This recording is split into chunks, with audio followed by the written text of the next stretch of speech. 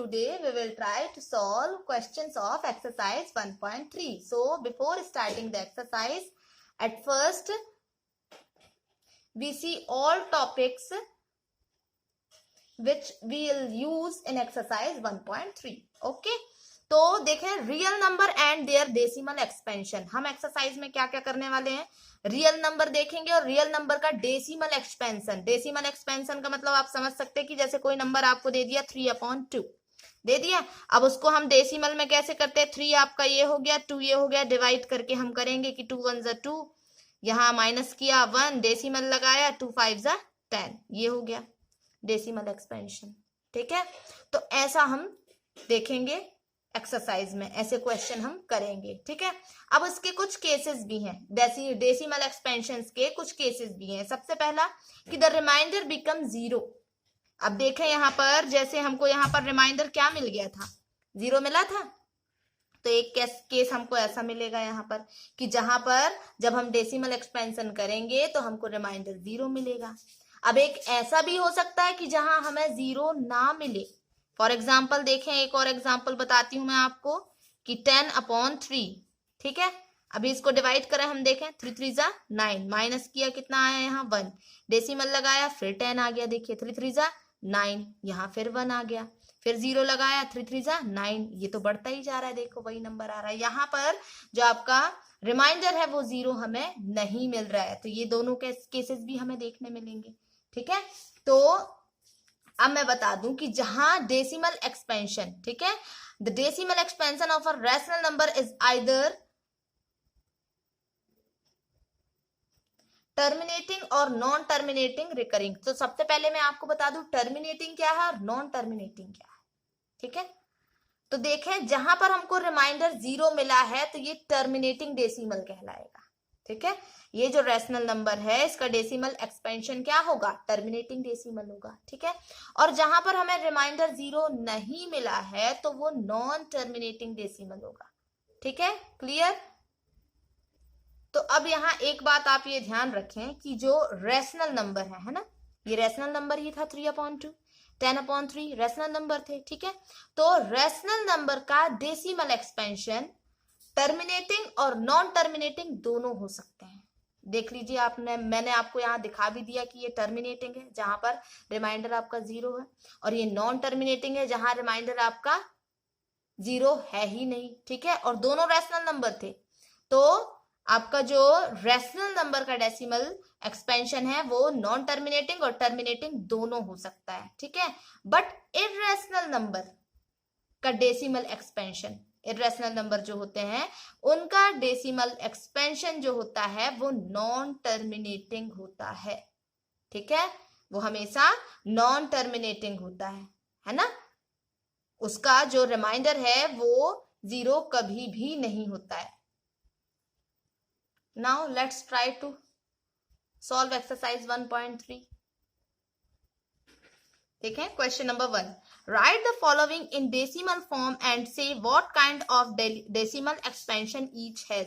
आपको इसका decimal expansion ये सभी का करना है. ठीक है, डेसिमल में रिप्रेजेंट करना है इन नंबर को और बताना है कि ये किस प्रकार के हैं, ये टर्मिनेटिंग है या नॉन टर्मिनेटिंग है. ठीक है, या नॉन टर्मिनेटिंग को ही हम रिपीटिंग भी कह देते हैं, जो कभी खत्म नहीं होता है ना, रिपीट भी होता रहता है वो. जैसे मैंने अभी आपको एग्जांपल दिखाया कि 3 3 3 आते जा रहा था, है ना, तो वो रिपीटिंग डेसिमल भी कहलाता है. ठीक है, तो चलिए क्वेश्चन करके देखते हैं. क्वेश्चन नंबर 1, ये क्वेश्चन नंबर 3 कर देती हूँ मैं. ओके, तो 3 नंबर के क्वेश्चन में हमें क्या दिया है, 4 1/8. ये मिक्स्ड फ्रैक्शन है. मिक्स्ड फ्रैक्शन को हम सिंपल कैसे करते हैं, डिनोमिनेटर का मल्टीप्लाई इसके साथ करेंगे, 8 4 ज़ा 32, और 32 को हम इस 1 के साथ प्लस कर देंगे, क्या होगा आपका 33/8. ठीक है, चलें अब डिवाइड करते हैं, 33 और ये 8. चलें टेबल पढ़ें,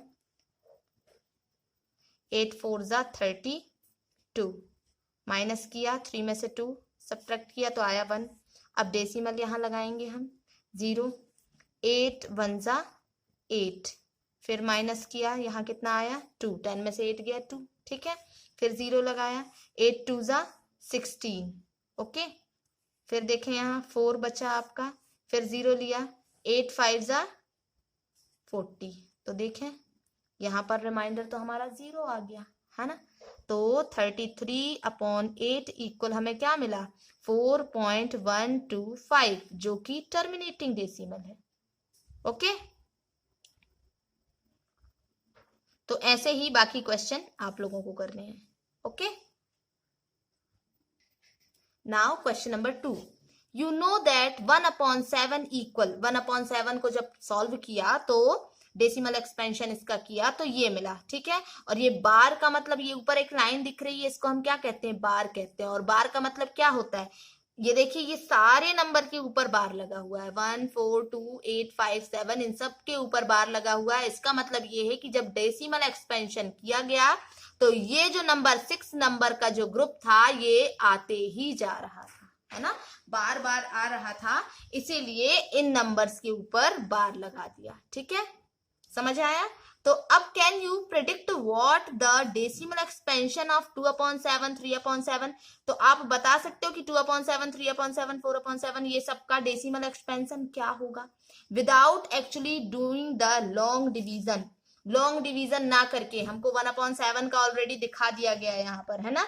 तो 1/7 का यहाँ पर हमें विदाउट लॉन्ग डिवीजन यहाँ पर हमको आंसर डायरेक्ट दिखा दिया गया है। तो वही बिना लॉन्ग डिवीजन किए हुए क्या आप इनकी वैल्यूज बता सकते हैं, और अगर बता सकते हैं तो कैसे, चलिए एक मैं बताती हूँ, 2/7 मैं बताती हूँ, 3/7 भी बता देती हूँ, 4 5 6/7 आप लोग करेंगे। ठीक है, तो देखें हमें गिवन क्या है, 1/7 इक्वल 0.142857, ओके, और इसके ऊपर बार लगा हुआ है ना।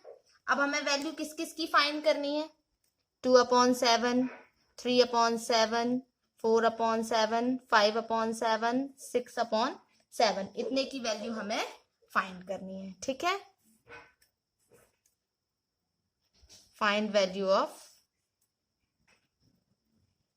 इन नंबर्स की हमें वैल्यू फाइंड करनी है। ठीक है, तो 2/7 मैं बताती हूँ आपको, देखिए 2/7 को हम 2 × 1/7 लिख सकते हैं क्या, देखिए क्या है, 2 के अपॉन में कुछ नहीं है मतलब 1 है, और मल्टीप्लीकेशन में क्या होता है, न्यूमरेटर का न्यूमरेटर से मल्टीप्लाई हो जाता है और डेनोमिनेटर का डेनोमिनेटर से मल्टीप्लाई हो जाता है।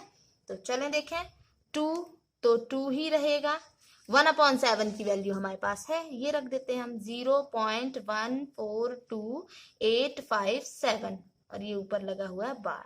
ठीक है, अब मल्टीप्लीकेशन करते हैं इसका, देखिए 2 का मल्टीप्लीकेशन करें, 2 7 जा, यहाँ नीचे लिख देती हूँ, 2 7 जा 14 कैरी 1, 2 5 जा 10 और 1 11 कैरी 1, 2 8 जा 16 और 1 17 कैरी 1, 2 2 जा 4 और 1 5, 2 4 जा 8, 2 1 जा 2, डेसिमल की जगह डेसिमल, 2 0 जा 0, और ये लगा दिया हमने ऊपर बाहर। ठीक है, समझ आया, ये हुआ आपका 2/7 का आंसर। तो इसी तरीके से 3/7 में भी क्या करेंगे, 3 × 1/7 कर देंगे और 3 का मल्टीप्लाई कर देंगे इस नंबर के साथ। तो आई होप ये क्वेश्चन आप लोगों के द्वारा कर लिया जाएगा। Okay, and rest question we will do tomorrow.